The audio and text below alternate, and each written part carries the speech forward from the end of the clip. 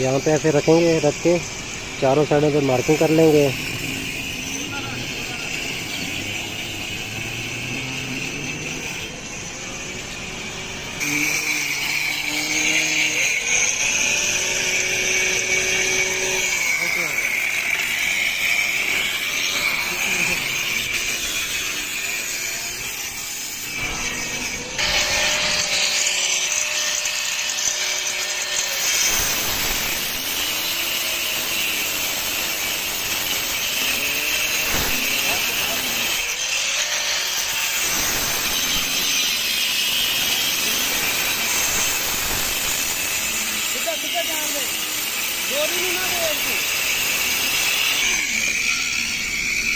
ये कटिंग हो गई है।